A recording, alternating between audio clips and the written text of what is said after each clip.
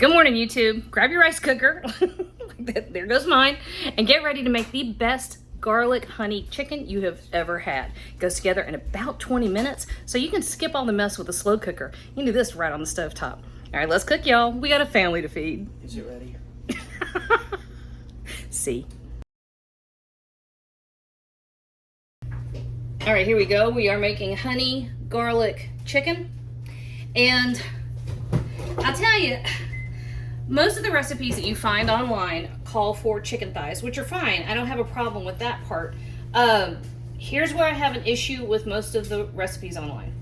They either call for skin on, or some of them say, you know, your choice, which, bleh.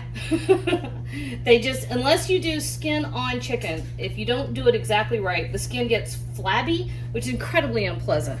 And most of these recipes call for stewing in a crock pot over a period of time. And I think that seriously affects the texture of the chicken. If it's a skin on piece of chicken, it doesn't need to go in a crock pot. I'm sorry. That's just, you know, that's the hill I'm gonna die on. I meant it. Take the skin off. The skin just gets gross and flabby. Sorry, it just does. Also, if you're gonna do anything in the stock pot or the shoot, what am I trying to say, Bladen? Good question. Slow cooker. That's it. If you're trying to do a slow cooker and you want to do a chicken recipe, that's fine. But keep in mind that most chicken is relatively tender already, so you don't need long stewing to make it tender. And the longer you stew it, the tougher it's going to be. So you're kind of fighting an uphill battle.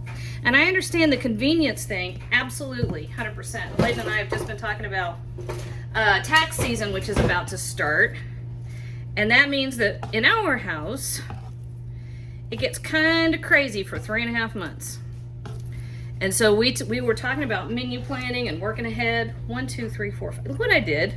Okay, so I did these chicken breasts. These are just 3 chicken breasts, and I cut them in half horizontally, except I forgot to do this one.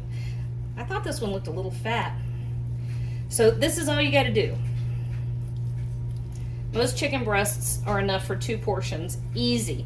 And if you go to the big box stores, which is where we shop a lot, the warehouse clubs, a chicken breast will easily do 3 portions, unless you're Bladen, and then you need 17. Especially when he's been working out. I wish I could flip the phone around, take a picture of the child posing. He's having a very good time not being on camera. All right, so I just butterflied these. You do not have to do it exactly that way. You just want smaller pieces. And then I have, this pan is huge. It takes more heat underneath to get, like, you know, the same temperature as a smaller pan. That's okay, we know that. And I have 3 tablespoons of butter melting. We're starting to get foamy, and you can hear it. That's where we want to go. All right, so salt and pepper on this side. That's it. Now into about 1/2 cup of flour. It's not really going to get a crust on it, but it's going to be nice. And I want you to pay attention to how long this recipe takes. So, and just to be fair and honest, I might have spent 5 minutes prepping. I doubt I spent that much because it's just too easy. And that includes putting rice in the rice cooker. So even on nights when you're really super busy and you just don't have time and you're too tired to deal, I think this is a better way to do a honey garlic chicken. You can use chicken thighs, that's fine. Matter of fact, if you're doing it on the stovetop like this, you can do skin on. I have no problem with that. Because you have the chance to get the skin crispy, where it doesn't have a chance to get crispy in the slow cooker. It just gets flabby. You can do bone in. It takes longer. Because we're not using a slow cooker, we want to eliminate as much time from the cooking process as possible. So cutting the chicken into these thinner pieces like this is one of the ways we do that. Okay, so, boy, it's dark and cruddy outside. Sorry about the light, y'all. Okay, so here we go. We're going just until we get some color on the front side. We're gonna flip it over, go to the back. Fine, YouTube. Okay, let's talk about garlic for a minute. I happen to have arthritis in this wrist, which I broke when I was 28 years old, and it ended up full of pins. And because of that, sometimes I take some shortcuts, including jarred garlic. I'm not ashamed, I'm not hiding it. And Bladen is behind me chopping real garlic. Also, it's not real. Fresh, how about that? There. And he's sitting here threatening to out me for my garlic choices. I say, shame on you, son. All right, we're just flipping our chicken over. Actually, these two are a little pale still. You want them more like this, so we're gonna let them get that color on the other side and pretend we didn't do that. All right, there we go. We've got color. That's much better. Now, these are not necessarily cooked all the way through. We do this for flavor. And we will nestle. Nestle. You say nussle? I said nestle. I said nussle. Like the word's kind of redneck. Okay, we will nestle our chicken back in here once we put our sauce together. So we're going to use my garlic. And